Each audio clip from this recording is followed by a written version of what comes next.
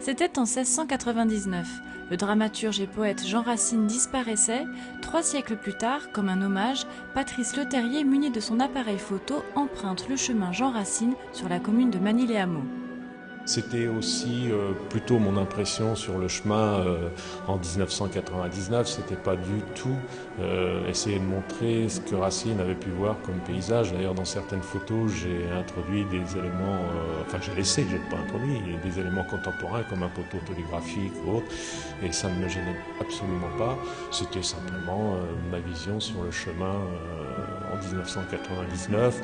Une réflexion aussi intérieure quand on se promène comme ça sur un chemin dans la nature, il y a toujours des idées qui nous viennent. Patrice Leterrier allie ainsi promenade et photographie. En 2012, il ressort ses clichés argentiques qu'il complète de 18 photos numériques en couleur, même s'il reste très attaché au noir et blanc. Je trouve qu'il y a justement un recul par rapport à ce qu'on photographie, aussi bien pour celui qui fait la photo que celui qui va la regarder. Il y a une certaine distance, il y a une certaine réflexion qu'on peut apporter que moi je ne retrouve pas dans la couleur. Je trouve que c'est beaucoup plus cru, qu'on livre beaucoup trop de choses aux spectateurs.